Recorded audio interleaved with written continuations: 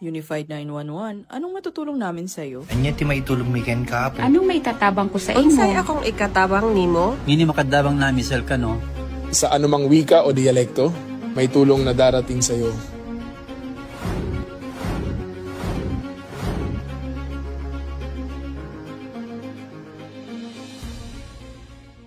Lilingkod sa bawat Pilipino at magbibigay ng tamang impormasyon para sa tahimik at maayos na Pilipinas. Police News Network, alagad ng batas, tagapagtaguyod ng balitang pulis, sandigan ng mamamayan, patnubay ng katotohanan.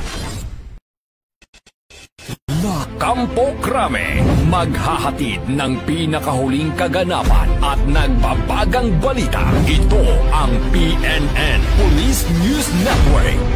At ngayon, ang inyong mga tagapagbalita.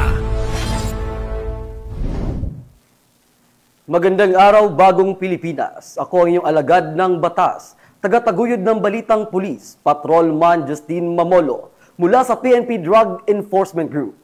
Maghahatid sa inyo ng tamang balita, kwento ng pulis at serbisyo para sa mamamayan, at ito ang PNP News Online. Ang pangunahing balita ng Police News Network, alagad ng batas, tagataguyod ng balitang pulis.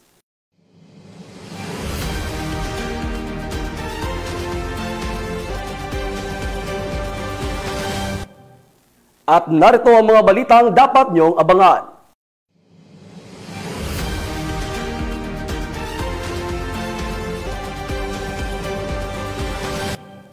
Tinatayang nasa 1.3 milyong pisong halaga ng shabu nasamsam sa bypass operation sa Iloilo.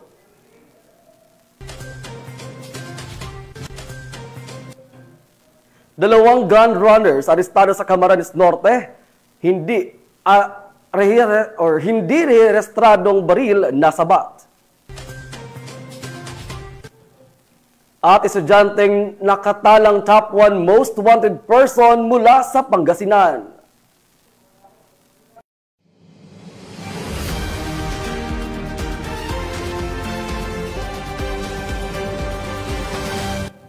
Narito ang mga balitang hatid ng ating PNN correspondents mula sa iba't ibang panig ng bansa.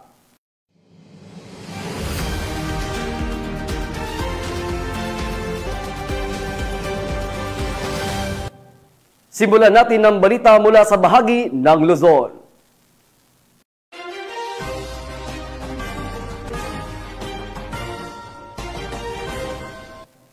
Hindi nakalusot sa Pasig City Police ang dalawang itinuturing na high-value individual sa kalakalan ng iligal na droga matapos silang mahuli sa ikinasang bypass operation sa lungsod. Nakatutok dyan si Patrolwoman Jenny May Dulor.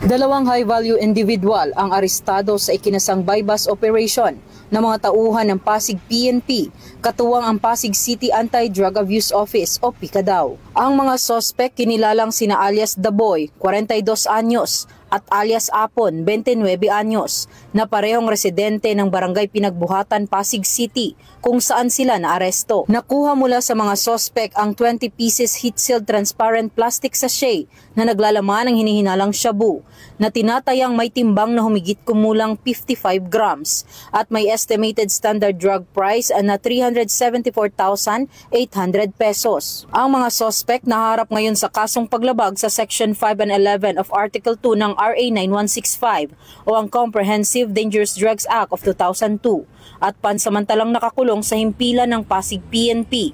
Samantalang ang mga nakumpiskang ebidensya naman ay nasa kustodiya na ng EPD Forensic Unit para sa kaukulang eksaminasyon at disposisyon. Mula dito sa Eastern Police District, ako po ang inyong PNN correspondent, Patrolwoman Jenny Dulor, alagad ng batas, tagataguyod ng balitang pulis.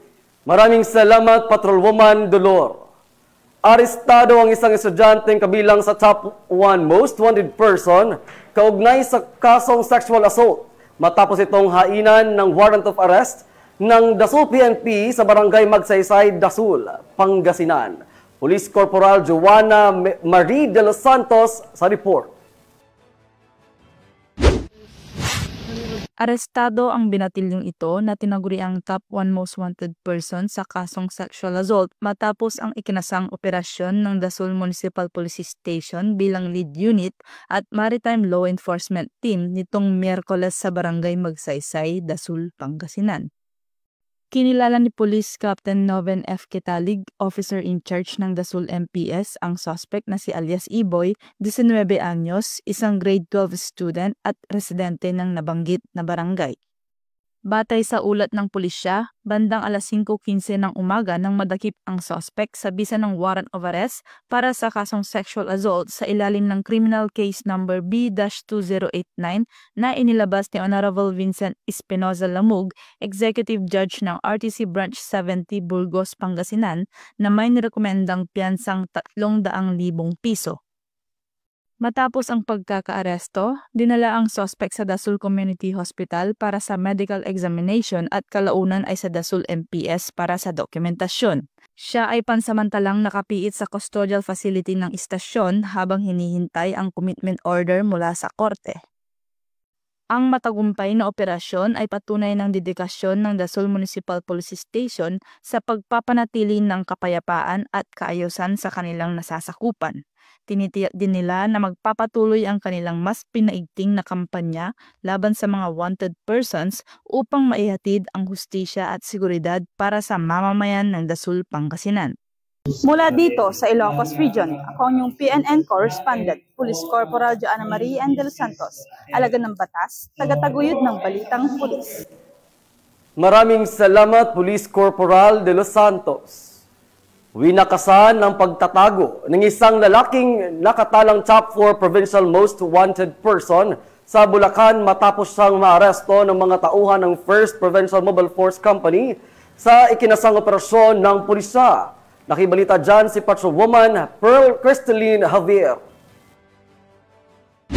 Na naaresto ng mga tauhan ng Bulacan 1st Provincial Mobile Force Company ang top 4 most wanted person provincial level sa kasong rape dakong alas 7:40 ng gabi sa Barangay Pansyan, Pagudpud, Ilocos Norte. Kinilala ni Police Major Norheda G. Usman, Acting Force Commander ng Bulacan 1st PMFC, ang suspect na si alias Dave, 26 anyos, isang mekaniko at residente ng nasabing lugar. Ang operasyon ay isinagawa sa bisa ng warrant of arrest na inilabas ni Honorable Victoria C. Fernandez Bernardo, presiding judge ng RTC Branch 18 Malolos City, Bulacan, na walang inirekomendang piyansa. Nadakip ang suspect sa pamamagitan ng pinagsanib na puwersa ng Kapulisan ng Bulacan, 101st MCRMF B1 ng Police Regional Office 1, Pagudpud Municipal Police Station, San Rafael Municipal Police Station at CIDG Ilocos Norte. Kasalukuyang nasa kustodiya ng mga otoridad ang suspect para sa dokumentasyon at tamang disposisyon. Ayon kay Police Colonel Angel L. Garciliano, Provincial Director ng Bulacan Police Provincial Office, ang pagkakaaresto ay patunay ng mahusay na koordinasyon at pagtutulungan ng mga unit ng pulisya. Aniya, ang Bulacan PNP ay patuloy na magsasagawa ng mas pinaigting na operasyon laban sa lahat ng anyo ng kriminalidad upang matiyak ang kaligtasan at kapayapaan ng kanilang lalawigan. Ang tagumpay na ito ay nagpapakita ng patuloy na dedikasyon ng pambansang pulisya sa pagpapatupad ng batas at pagsugpo sa mga kriminal sa buong bansa. Mula dito sa Bulacan Police Provincial Office, ako ang inyong PNN correspondent, Patrolwoman Pearl Crystalline Javier, alagad ng batas, tagataguyod ng balitang pulis. Maraming salamat, Patrolwoman Javier. Hindi na nakaligtas sa matiyagang operasyon ng pulisya ang dalawang most wanted person sa lalawigan ng Rizal matapos silang maaresto sa magkahiwalay na operasyon na isinagawa ng mga tauhan ng Rizal Police Provincial Office. Patrolwoman Javi Marie Famoso sa balita. Ay na naaresto ng mga tauhan ng Rizal Police Provincial Office ang dalawang individual na kabilang sa listahan ng most wanted person sa antas ng lalawigan sa magkahiwalay na operasyon na isinagawa noong October 8, 2025. Unang naaresto ng mga operatiba ng Rodriguez Municipal Police Station dakong alas 12 ng tanghali sa naturang bayan ang isang suspect na kinilalang si alias Lester, 29 na taong gulang, isang delivery rider at residente ng Rodriguez, Rizal. Batay sa ulat ng pulisya, si alias Lester ay nahaharap sa kasong sexual assault na may piyansang 180,000 pesos at 2 pang kasong lascivious misconduct na may tig 200,000 peso na piyansa bawat isa. Samantala, dakong 2:00 ng hapon sa bayan ng Cainta, isa pang most wanted person ang naaresto ng mga operatiba ng Cainta Municipal Police Station. Kinilala ang suspect na si alias Jill, 26 taong gulang, walang trabaho at residente ng Maynila. Si alias Jill ay wanted sa kasong carnapping. Kasalukuyang nakakulong ang suspect sa Cainta MPS Custodial Facility habang isinasagawa ang kaukulang proseso sa korte para sa pag-issue ng commitment order. Sa isang pahayag, pinuri ni Police Colonel Filoteo A. Gonzalgo, Provincial Director ng Rizal PPO, ang dedikasyon at mabilis na aksyon ng mga operatiba sa matagumpay na operasyon. Ayon kay Police Colonel Gonzalgo, ang tagumpay na ito ay patunay ng mas pinaigting na kampanya ng Rizal Police laban sa mga kriminal. Mula dito sa Calabarzon, ako ang inyong Police News Network Correspondent, Patrolwoman Jevie Marie Famoso, alagad ng batas, tagataguyod ng balitang pulis. Maraming salamat, Patrolwoman Famoso. Bumagsak sa kamay ng batas ang 2 lalaking hinihinalang gun runners sa isinagawang intel-driven operation ng pinagsanib na puwersa ng pulisya sa bayan ng Santa Elena, Camarines Norte. Ang detalye ng report mula kay Police Staff Sergeant Thaddeus Quintana. Ang 2 lalaking pinaghihinalaang gun runners matapos maulihan ng mga hindi rehistradong bahagi ng baril sa isang intelligence-driven operation. Ito lamang Oktubre 8 taong kasalukuyan bandang 8:30 ng umaga sa barangay Tabugon, Santa Elena, Camarines Norte. Ang operasyon ay resulta ng magkasanib na pwersa ng Special Operating Group ng Highway Patrol Group, Provincial Highway Patrol Teams ng Camarines Norte at Camarines Sur, Santa Elena Municipal Police Station, Police Regional Office, Bangsamoro Autonomous Region at National Capital Region Police Office. Batay sa ulat, agad na kumilos sa mga otoridad matapos makatanggap ng impormasyon mula sa HPG Special Operation Group hinggil sa 2 individual na sakay ng puting Mitsubishi Strada na umano'y nagdadala ng mga piyesa ng baril mula Maynila patungong Maguindanao. Sa ginawang checkpoint sa kabaan ng National Highway sa Barangay Tabugon, matagumpay na pinahinto ng mga operatiba ang naturang sasakyan. Sa isinagawang inspeksyon na pag-alaman ng expired ang lisensya ng driver at may delinquency ang rehistro ng sasakyan. Nang siya sa atin ng maigi ang chassis area na diskubre ang isang nakatagong compartment na naglalaman ng upper at lower receiver, barrel ng M16A1 rifle, isang 9mm pistol na walang serial number, magazine na walang bala at maraming front sights ng M16 rifle. Ang mga suspect na kinilalang sina alias Sau at alias Nor ay agad na inaresto at kasalukuyang nasa kustodiya ng pulisya habang inihahanda ang kasong paglabag sa Republic Act 10591 o ang Comprehensive Firearms and Ammunition Regulation Act. Mula dito sa likas ng Makati, narito ang report mula kay Patrolwoman Ivy Corporal.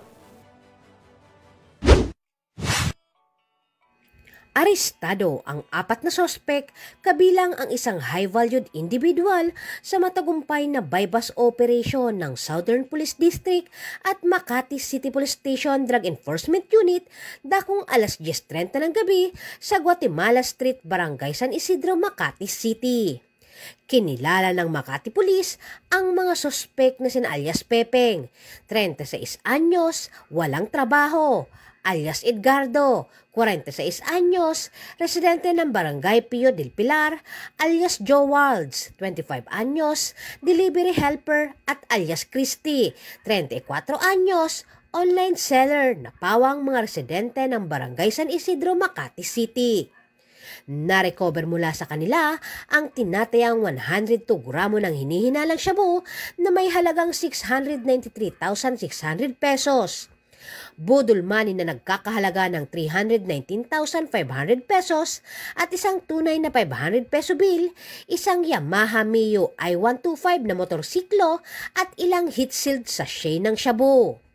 Ang mga sospek ay kasalukuyang nasa kustodiya ng Makati City Police Station at sasampahan ng kasong paglabag sa Section 5 at 11, Article 2 ng Republic Act 9165 o mas kilala bilang Comprehensive Dangerous Drug Act of 2002.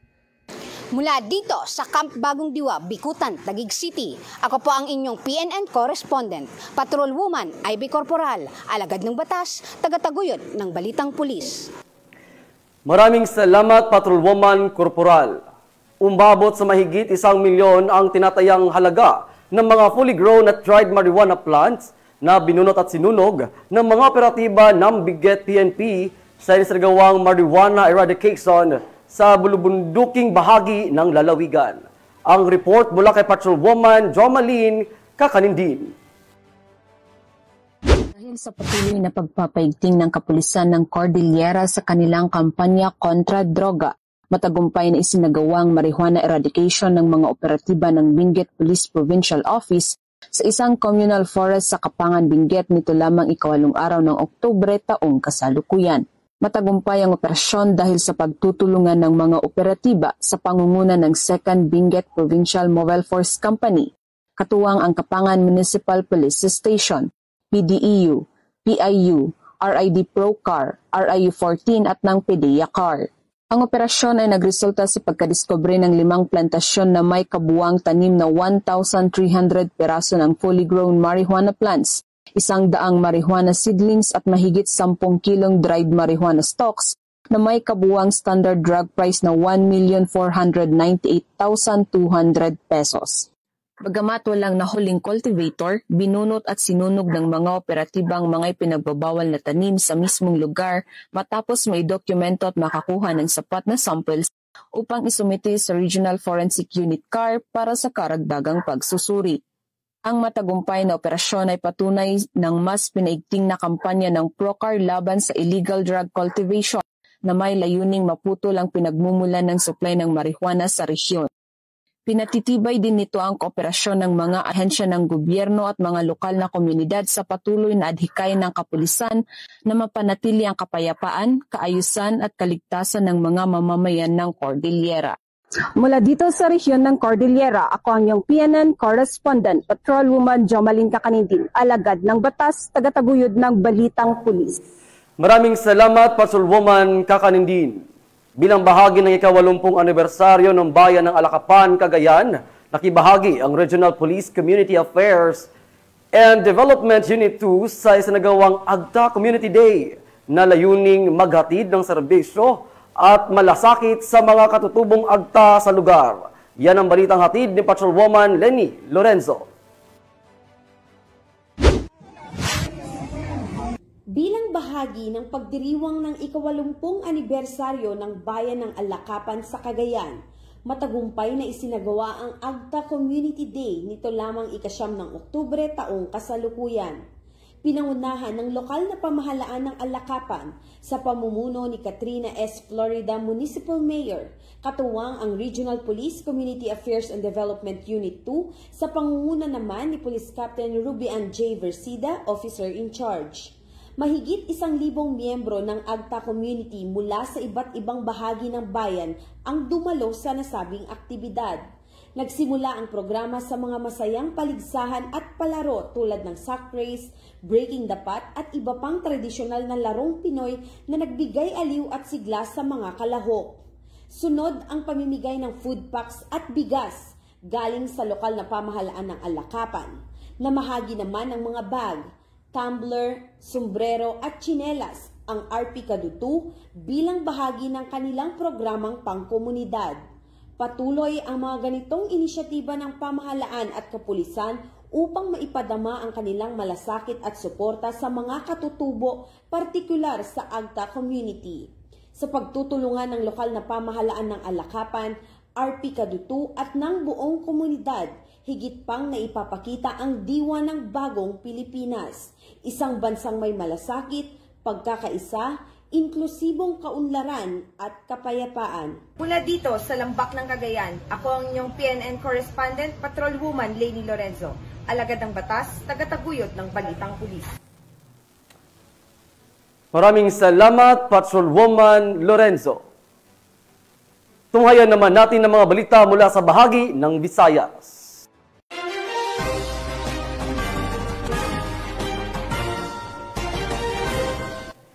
Tinatayang nasa 1.3 milyong halaga ng shabu ang nasamsam ng mga operatiba ng Iloilo City PNP habang naaresto naman ang 3 individual sa ikinasang bypass operation sa Arevalo, Iloilo. Yan ang tinutukan ni Patrolwoman Andrea Dominic de Palobos. Nasamsam ang 1.3 milyong halaga ng hinihinalang shabu sa isang matagumpay na bypass operation sa Zone 14, Barangay Kalaparan, Arevalo, Iloilo City nito lamang ika-9 ng Oktubre taong kasalukuyan.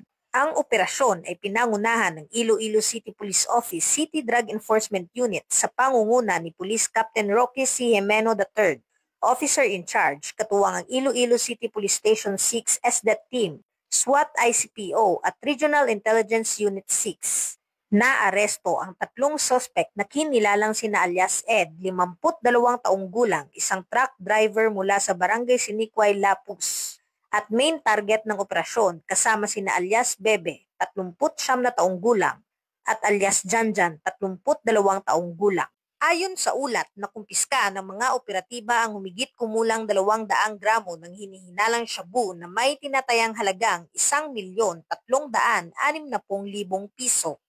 Kasalukuyang nasa himpilan na ng Iloilo City Police Station 6 ang mga nahuling suspect para sa tamang disposisyon at harap sa kasong paglabag sa RA 9165 o ang Comprehensive Dangerous Drugs Act of 2002.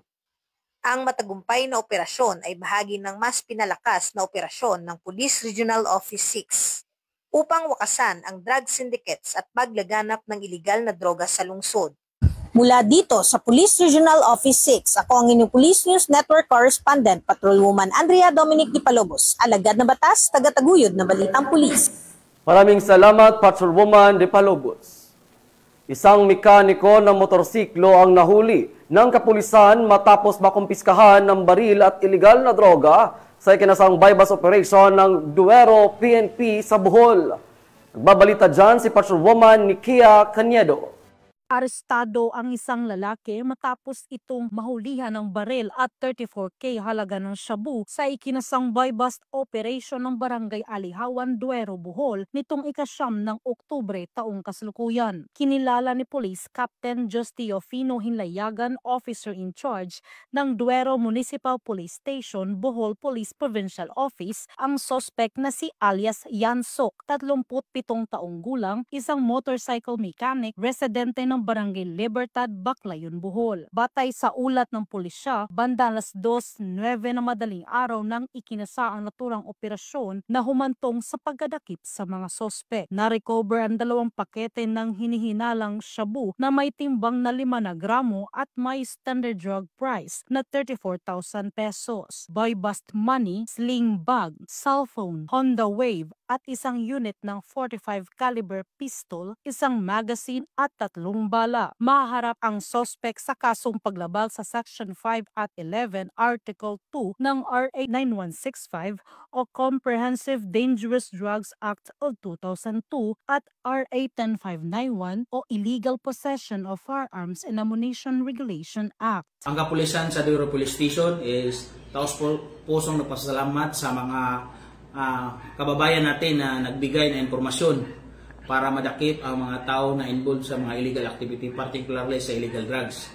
Kasi ang Duero Police Station PNP personnel is aggressively implement the directives of our Provincial Director in the person of Police Colonel Patricio Diga Jr., also to our Provincial Governor Aris Amintado. Their directives is simply to fight strongly all forms of illegal activity, especially illegal drugs. At ulitin ko sa lahat, ako po ay nagpasasalamat sa mga tao, sa community dito sa Duero Municipality sa pagbigay ng impormasyon which result the arrest of that person who engaged in illegal activity, particularly in illegal drugs. Ang matagumpay na operasyon ng mga kapulisan ay patunay lamang ng kanilang dedikasyon upang matiyak ang kaligtasan at kaayusan ng ating komunidad para sa isang bagong Pilipinas. Mula dito sa Bohol Police Provincial Office, ako yung Police News Network Correspondent, Patrolwoman Nikia Caniedo, alagad ng batas, tagataguyod ng balitang pulis.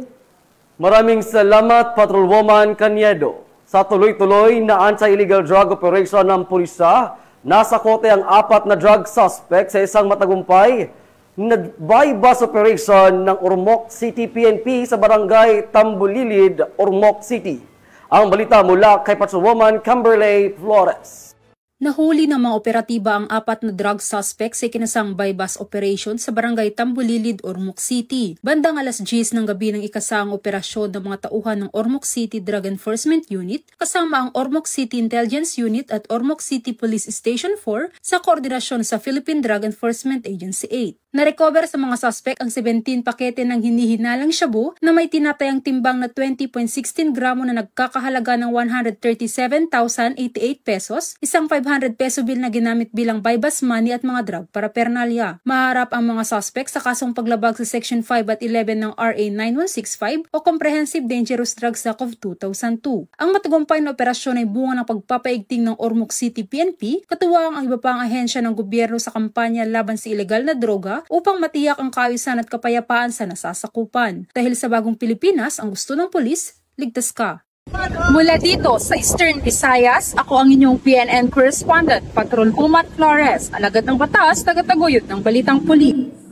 Maraming salamat, Patrolwoman Flores.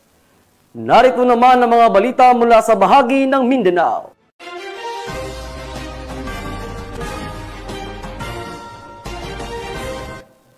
Matagumpay na naaresto ng mga otoridad ang isang drug suspect sa isinagawang bypass operation na nagresulta sa pagkakasamsam ng mahigit 40,000 pisong halaga ng hinihinalang shabu sa Mati City, Davao Oriental. Patrolwoman Alden Canyazares, ibalita mo. Estado ang isang lalaki nakilala sa alias na Cap sa ikinasang bypass operation ng mga tauhan ng Mati City Police Station sa ilalim ng pamumuno ni Police Lieutenant Colonel Frederick C. Saaw, Acting Chief of Police, katuwang ang PDEA Davao Oriental Provincial Office noong Oktubre 9, taong kasalukuyan sa Sports Complex, Purok Katarungan, Barangay Dahican, Mati City. Nakumpiska mula sa suspect ang tinatayang 7 gramo ng hinalang shabu na may halagang 47,600 pesos kasama ang ilang kagamitan na ginamit sa iligal na transaksyon. Isinagawa ang operasyon sa pamamagitan ng pinangsanib na pwersa ng Intelligence Operatives at City Drug Enforcement Unit ng Mati City Police Station, katuwang ang Philippine Drug Enforcement Agency, Davao Oriental, bilang batiling ligtas at payapa ang mga komunidad. Mula dito sa Police Regional Office 11, ako ang inyong PNN correspondent, Patrolwoman Alden Canyazares, alagad. Maraming salamat, Patrolwoman Canyazares. Mahigit 100,000 pisong halaga ng shabu ang nakumpiska ng kapulisan mula sa isang suspect sa Pagadian City. Ang detalye ng report mula kay Patrolman A.G. Cortez. Ang operasyon laban sa iligal na droga ang matagumpay na naisagawa ng mga operatiba ng Regional Drug Enforcement Unit 9 katuwang ang Pagadian City Police Station bandang alas 8:30 ng gabi nito lamang ika-8 ng Oktubre taong kasalukuyan sa Purok Bakhaw A, Barangay Kawit, Pagadian City. Sa naturang operasyon, naaresto ang suspect na kinilalang si alias Tolls, 35 anyos, walang asawa, walang trabaho at isang high school graduate. Sa ginawang bypass operation, nasamsa mula sa suspect ang isang medium-size heat-sealed plastic sachet ng hinihinalang shabu, 4 na medium-size at isang large-size heat-sealed plastic sachet ng hinihinalang shabu na may kabuuang bigat na humigit kumulang 15 gramo at tinatayang nagkakahalaga ng 102,000 pesos. Isang weighing scale, isang touchscreen cellphone, isang 500 peso bill na may serial number AL8856897, kasama ang 10 piraso ng 500 peso bill na may serial number B456044. Matapos ang operasyon, ang mga nakumpiskang droga ay dinala sa Zamboanga del Sur Provincial Forensic Unit para sa masusing pagsusuri, habang ang suspect ay dinala sa Pagadian City Police Station para sa tamang disposisyon at dokumentasyon. Ang operasyon ay bahagi ng pinaigting na anti-drug campaign ng pamahalaan sa rehiyon na naglalayong sugpuin ang bintahan at paggamit ng ipinagbabawal na gamot sa mga komunidad. Mula dito sa tanggapan ng kapulisan sa Rehiyon Siyam, ako ang inyong PNN correspondent, Patrolwoman A.G. Cortez, alagad ng batas, tagataguyod ng Balitang Pulis. Maraming salamat, Patrolwoman Cortez. Binisita ng PNP OLC Foundation Incorporated ang Police Regional Office 13 Child Development Center upang magsagawa ng inspeksyon at meet and greet sa Butuan City. Yan ang balitang hatid ni Patrolman Nicole Villanueva.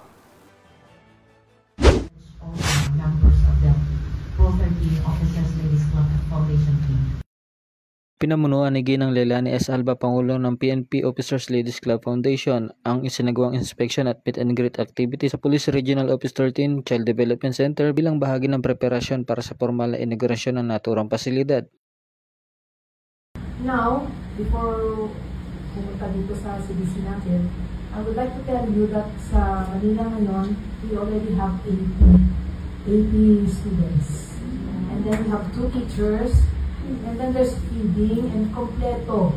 The little gymnasium was also prepared.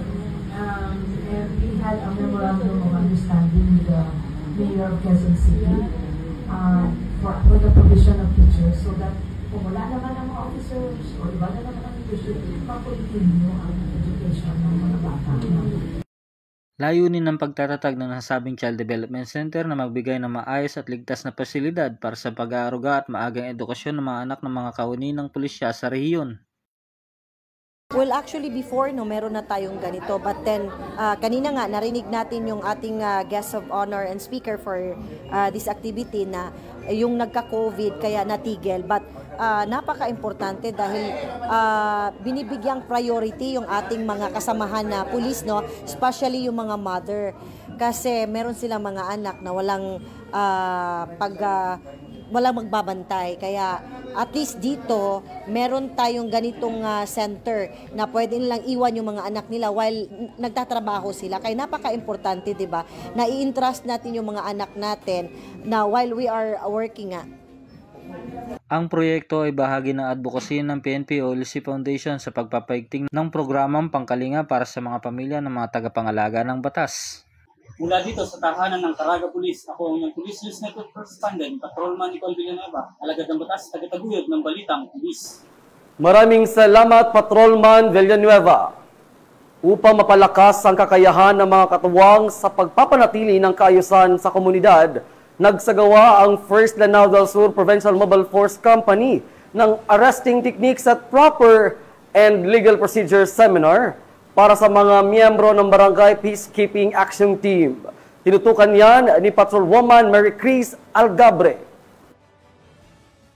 Nagsagawa ng Arresting Techniques at Proper Rule and Legal Procedure Seminar ang mga personahe ng 1st Provincial Mobile Force Company RPSB Team ng Lanao del Sur Police Provincial Office sa mga BPATS member at mga estudyante na ginanap sa Barangay Basak, Malutlot, Marawi City, Lanao del Sur noong 8 ng Oktubre taong kasalukuyan. Ang naturang aktibidad ay naging inisyatiba ni Police Major Ivan Jan B. Bakyan, Acting Force Commander, na kung saan dinaluhan ito ng mga BPATS member at mga criminology student ng Lake Lanao College Incorporated ng naturang lugar. Tinalakay dito ang tamang paraan ng pag-aresto, mga legal na proseso at gampanin ng BPAT sa pagpapanatili ng kapayapaan.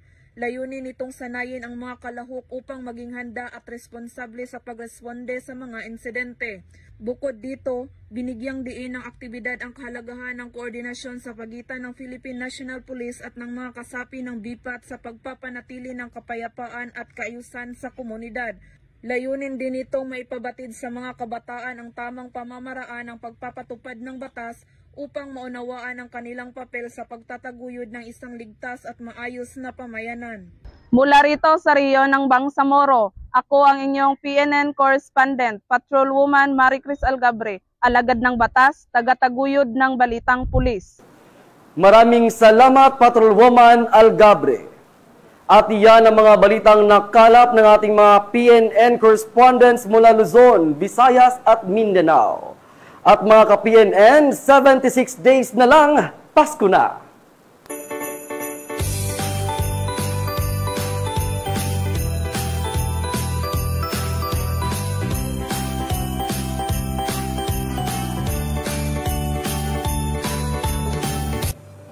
Sa ngalan ng pamunuan ng Philippine National Police, sa pangunguna ni Acting Chief PNP Police Lieutenant General Jose Melanchon Artates Jr. at sa pamumuno ni President Ferdinand Bongbong Marcos Jr., kami ay maglilingkod sa bawat Pilipino at magbabalita ng tama at balansing balita bilang bagong PNP para sa bagong Pilipinas. Mula rito sa tanggapan ng tagapag-ugnay ng pambansang pulisya, ako ang iyong alagad ng batas, tagataguyod ng balitang pulis, Patrolman Justin Mamolo, mula sa PNP Drug Enforcement Group, maghahatid ng tamang balita, kwento ng pulis at serbisyo para sa mamamayan. At ito ang PNP News Online, ang pangunahing balita ng Police News Network.